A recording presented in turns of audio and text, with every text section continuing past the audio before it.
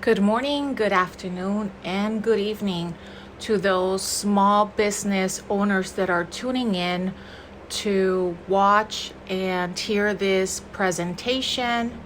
My name is Farah Cruz. I'm the senior accountant for Failsafe Accounting, a small accounting firm that provides bookkeeping, payroll, new business formation, tax solutions, and many other financial services for individual and small business owners. Today, we wanted to provide you some information that we have received regarding the latest stimulus package after months of deadlock. Breaking news, the Congress has finally agreed on some specific features of the bill, which have now been passed to the president for review.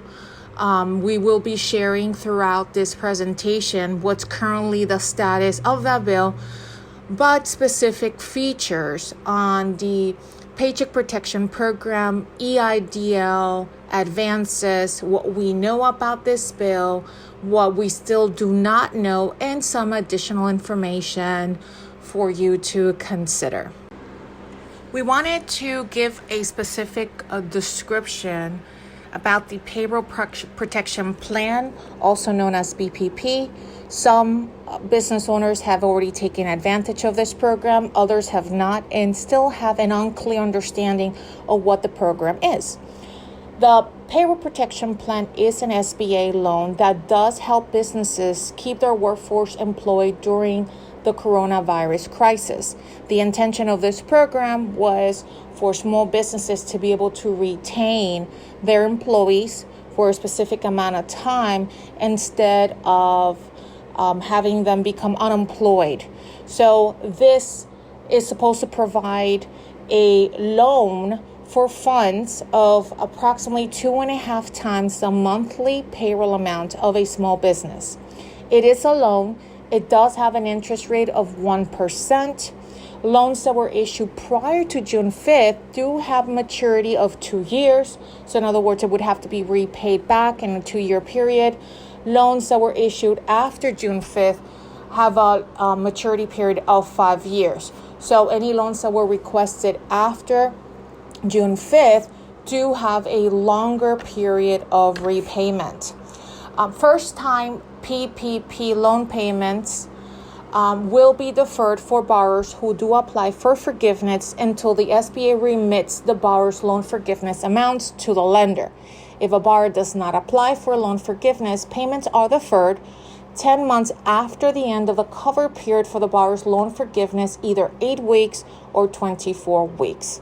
So the special feature of this plan is that while it is a loan, a borrower, which would be the small business owner, is able to request forgiveness for this plan. So in other words, it could be turned into a grant. This is not an automatic process. Funds would have to be used, and then the application process will need to commence. However, if the funds are not used, specifically with the 60-40 rule, which is 60% used for payroll expenses, 40% for other non-covered expenses, then there is a repayment that will need to take place of these funds. One of the features of this loan, which is very advantageous, is the fact that there is no collateral or personal guarantees. Many times when a business requests any type of loan, a lot of times they want a personal guarantee from an individual, a lot of times an officer or someone that is going to guarantee the loan. In this specific situation, there is no guarantee, so the reality is that it's a huge benefit. If loans are used for eligible expenses, like we mentioned, these can be turned into grants during a specific timing and process. The Economic Injury Disaster Loan, also known as the EIDL, it's another loan product that was made available through the SBA loan portal. which provides economic relief to small businesses and nonprofit organizations that were experiencing temporary loss of revenue during this crisis. The terms of the loan have been very advantageous. We're talking about 3.75% interest, which is fixed for for-profit organizations, 2.75% for nonprofit organizations, a repayment period of 30 years. There's no prepayment penalties or fees, and also had a portion of an EIDL advance, also known as the grant. The EIDL advance was giving businesses the ability of acquire up to $10,000, which then the SBA made some specific provisions to be only up to $1,000 per employee, not to exceed $10,000.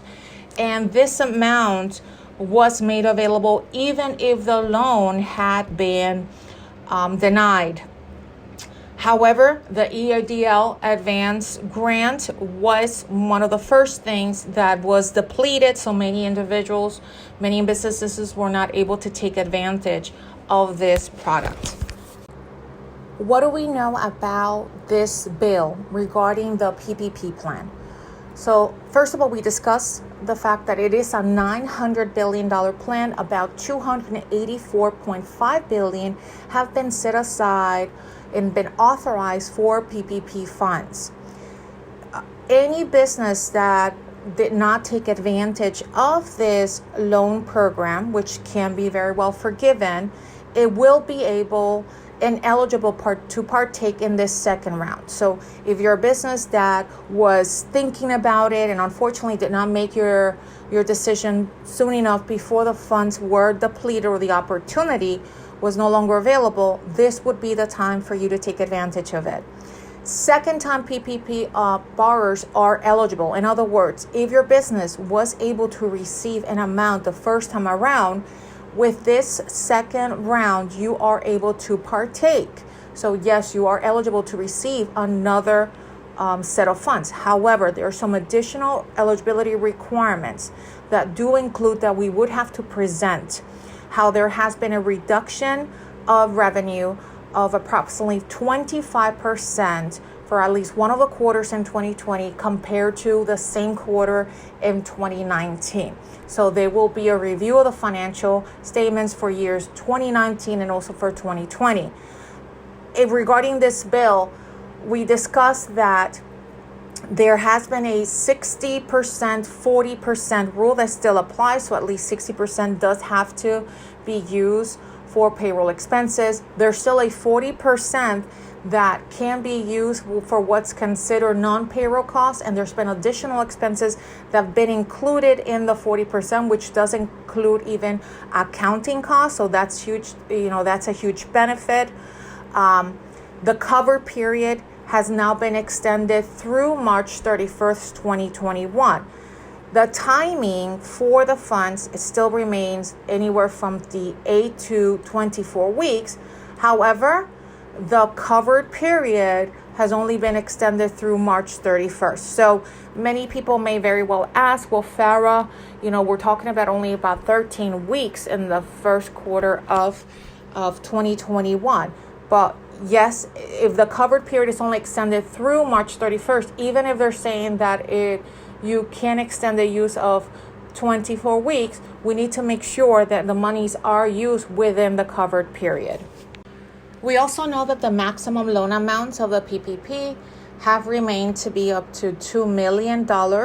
Keep in mind, again, we're talking about the 2.5 times the amount of your monthly payroll. So if a business has only generated for the entire year in service revenue of $500,000, please do not think that you're able to apply for that amount on PPP funds. This time around, they have reduced the amount of employees that small businesses are able to have in order to be eligible to partake. Before it used to be 500 employees, now it's 300 employees, which is great for many of the fail-safe clients that are considered small businesses. If you're a business that has received the first PPP round of funds, you must have used all of the funds before you apply for the second PPP round. If you are a fail-safe engagement client and we have already notified you that the timing for the payroll has already ended regarding the specific plan, then you are good to go in order to apply for the second round. As I mentioned, we must demonstrate a 25% of reduction in revenue in one of the quarters. During the process, we will be reviewing your financials for 2019 and 2020 and then make a determination what will be the best quarter to actually submit. It does give us some freedom to be able to use the proper quarter in order for you to be considered eligible. There's still the same eligibility requirements, which means that your business must have been established. It must have been active by February 15, 2020. So this new assistance does not in any way, shape, or form extend the eligibility period. So if the business was started or was activated after February 15th, you would not be found to be eligible. However, my recommendation would be if you are a sole proprietor that you decided to set up your new business formation as of February, but you have been in business as a sole proprietor prior, do speak to one of our specialists regarding the eligibility rules for you and whether you would meet those conditions. One of the other neat features is the fact that the EIDL advance is no longer going to be reduced from what would be considered the amount forgivable for the PPP. Before, when we're submitting the applications for the PPP forgiveness, we would have to list any type of EIDL advance that you might have received, the grant portion, and that amount would be then reduced from the forgivable amount. So that is no longer the case, so that is a huge benefit. In this second round, restaurants and other food and accommodation businesses are able to now qualify for 3.5 times the monthly payroll expenses. So if you are a restaurant or an accommodation business, you are eligible to submit and request a higher PPP amount. As I mentioned, the cover period will still be 8 to 24 weeks. There was some clarification made based on what are also other non-payroll expenses that could be covered with payroll funds, which do include medical, vision, and dental for any businesses that provide those benefits. The PPP loan forgiveness is no longer going to be considered taxable. We had received information that once a client went through the process of forgiveness and that forgiveness had been granted, any type of income would be then considered taxable. It was very clear in the new modification of the bill that would no longer be the case. So that is definitely very beneficial for businesses because it does reduce the taxable income and therefore any type of taxes associated with that. The other aspect is before, any type of expenses that were used, specifically payroll with the PPP funds, initially it was evaluated that because the loans, if in any way, shape, or form they would be forgiven, they would no longer be considered deductible expenses. We would then have to remove them in order to prevent the employer from double dipping. That has been clarified in this bill. So in other words, if you use the PPP funds the way that needed to be used for eligible deductible expenses, those will definitely still remain deductible, specifically for your tax return. There are some things that we do know that address the EIDL, specifically the advanced portion. It was presented whether the EIDL loans would be potentially also given the ability of be forgiven. The bill has clarified that portion did not pass. So therefore, any loans from the EIDL aspect will still remain the same. There has been a specific portion that has been modified. Initially, when the advance or grant of the EIDL was presented in the original bill, the intentions were for small businesses to actually receive a $10,000 amount. However, then when the portals were actually opened and the SBA got involved, they limited for that amount to be received actually $1,000 per employee, up to the $10,000 amount. So you had sometimes self-employed individuals that submitted these applications and only received $1,000. So that was not what was originally planned, or the way that the bill had been written. That is what actually took place after that. With the new modification of the bill, it does provide the ability for businesses now that once were not able to take advantage of the grant portion or the advance portion at all, because those funds were actually depleted prior to them being able to receive that amount, are able to reapply. Those businesses that did not receive the $10,000 amount, because based on the terms they only receive $1,000 per employee, may very well be able to receive up to the difference, up to the $10,000 in amount, if they are considered that their business is operated in a low-income community. And there's some specific terms that's actually used. We're currently in the process of trying to access a listing to see if many of the comment counties are considered low-income communities, like Osceola, Orange, Duval, and many others. We're still researching that information, but we do not know as of which ones would be considered low-income just yet. The grant advances are no longer going to be deducted from the PPP forgiveness amounts, as we previously mentioned, and also the EIDL advance grants is no longer going to be considered taxable income. So this is huge, because the $1,000 were also going to be considered as taxable income that would have to be reported. That has been clarified in this bill that is no longer the case. So as I mentioned, if you're a business that was not able to see any portion of the $10,000 amounts because you applied and the funds had already been exhausted, this is a new opportunity. If you're a business that did not receive the entire $10,000 amount, you only receive $1,000 per employee and want to take advantage of the rest amount, we might be able to apply to receive the difference up to the $10,000 amount if your business does meet certain conditions. So we've discussed a lot of the things that we do know. Now let's discuss the things that we still do not know regarding this plan. First of all, a lot of the individuals, we've had a lot of questions regarding whether there's going to be some clarification as to when the first round of PPPs will be forgiven. Unfortunately, that is not clear. That information has also changed several times. We've had a lot of clients are under the assumptions that their loans are automatically forgiven. That's not the case. It is a process of application.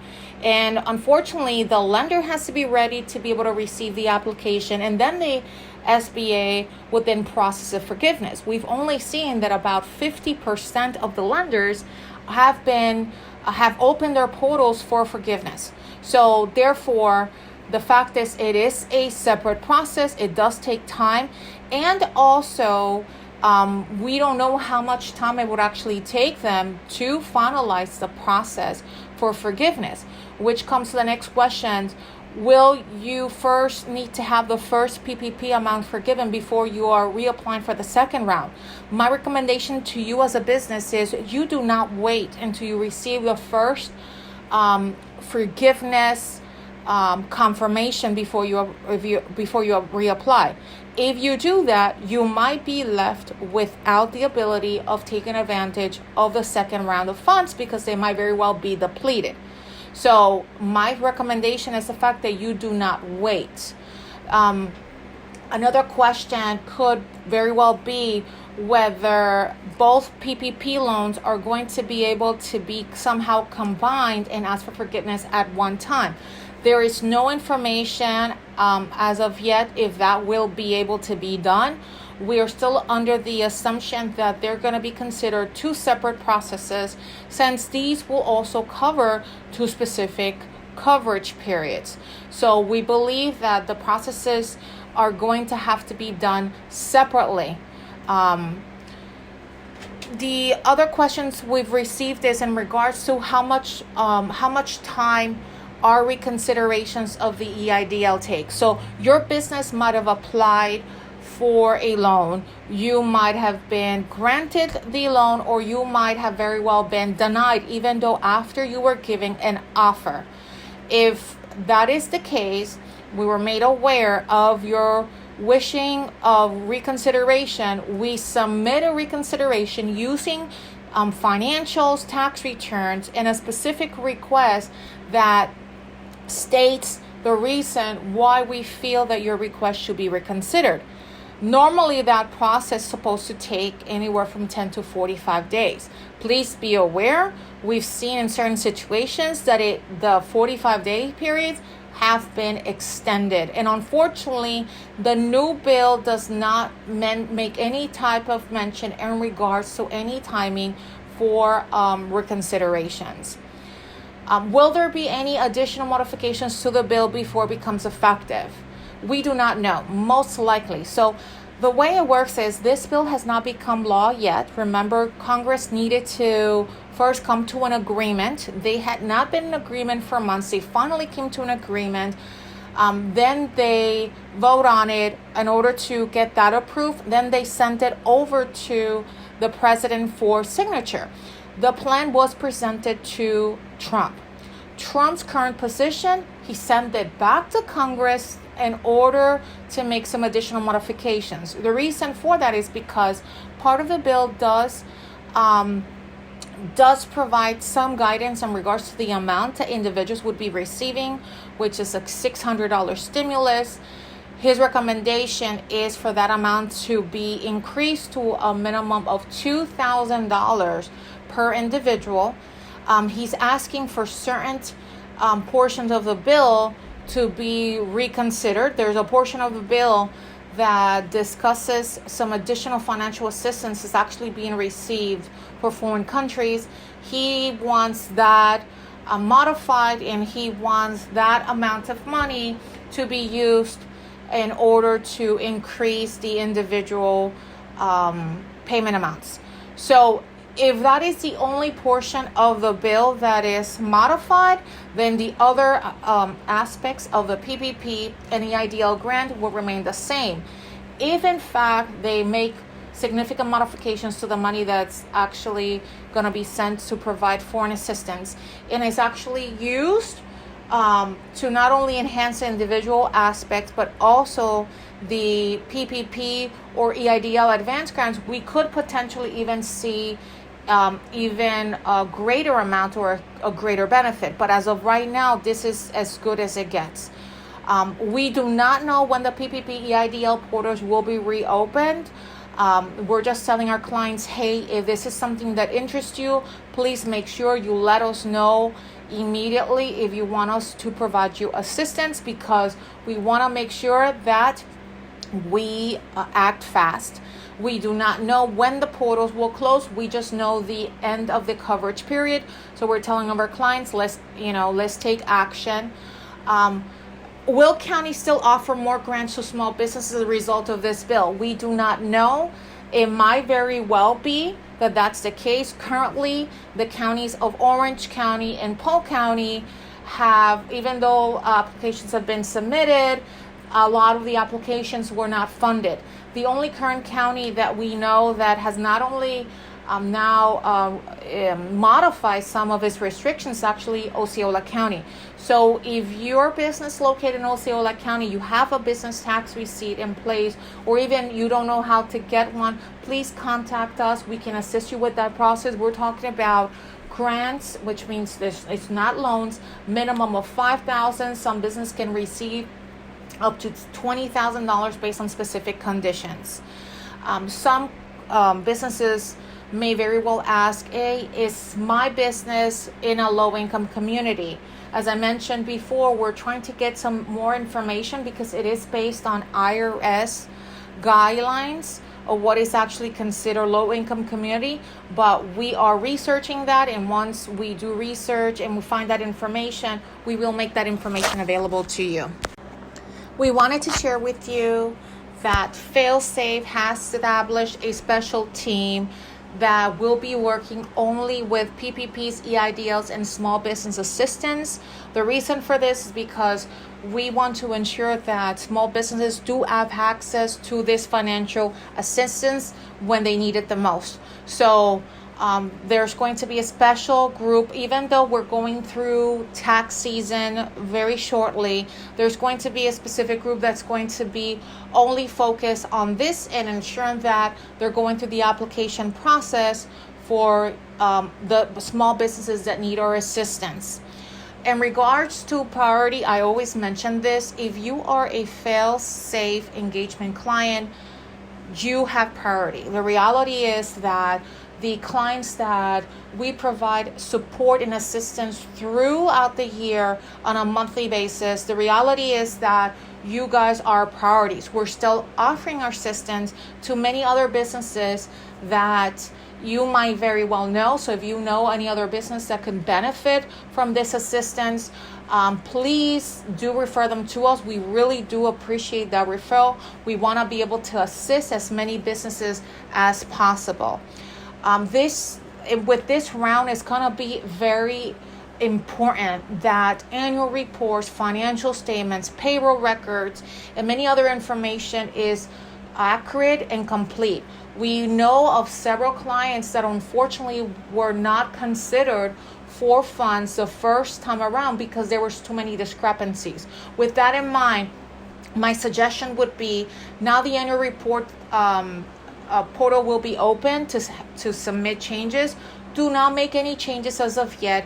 Have one of our specialized individuals assist you with that process. If all the information is not accurate, there will be delays in the processing of your application. And as I always say, delays, in other words, could cause you to miss out. So before we make any changes, we want to make sure that one of our specialized representatives reviews what's currently in place. If there needs to be a modification, we will go ahead and do that on your behalf. If your business is requesting financial assistance, we might very well recommend extending the filing of your 2020 business return. I know many clients have already reached out to me. Farah, I want to make sure that I am one of the first businesses that does their business return. I understand that. However, because we need to ensure that the information does coincide with what's being submitted to these agencies and lenders, we might very well recommend that we do extend our timing for the submission of a return. And if that's the case, we just would want to make sure that we submit an extension, and we will be in communication with you based on a recommendation. Now, this information has just become available. I know a lot of people that are interested. It is so important that you are patient with us.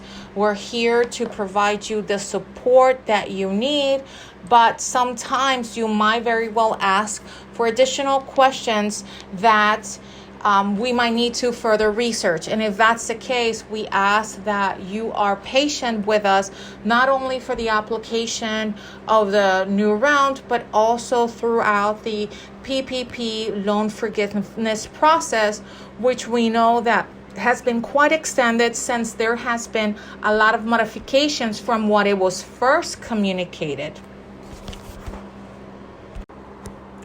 And to conclude this presentation, if you did not receive at a minimum 2.5 times your monthly payroll as a PPP loan funds, then you might want to seek the professional assistance in the preparation of your application. If you already did the first round with Failsafe Accounting, then we do exhort you to repeat the process with us.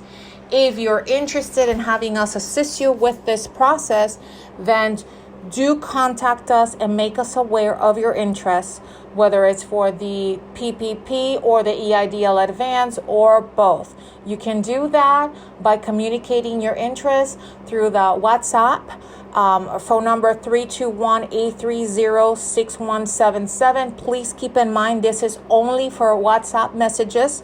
If you need to speak to someone, you should contact our office at 407-201-7988 or send us an email with your interest at info@failsafetax.com. We are expecting for this to be finalized within the next couple of days. There's still obviously some modifications that may be needed before Trump actually signs, but we're getting ready, and the time to get ready is now, so that once everything is finalized, we can begin with the process of application. We know that this is not a final solution for the different financial needs. However, this is definitely something that can really help us as small businesses. So if you're still on the fence of whether soliciting the help or not soliciting the help, if it's something that you want to discuss further, I want to make sure that you're aware that I really feel that you should not hesitate and you should definitely apply. I know of several businesses that hesitated the first time around and they were left out of PPP funds or even EIDL grant advances. Some businesses, they want to know, is this good for my business? Should I request it? And my recommendation is going to be at this point right now, based on the way that things are or they're going, we definitely see the light at the end of the tunnel, but businesses do need to receive financial assistance in order to be able to survive these difficult times in which we are in, and they're still coming. It's amazing the fact that the vaccine has been released. That definitely gives us a sign of hope. However, we do know that it still takes time for things to get back to the norm, and financially many of our businesses are suffering. So if you know very well that you do not want to experiment with either one of these applications, and you need professional help, please do reach out to us. Unfortunately, I had several businesses that had submitted the application process and had received funds.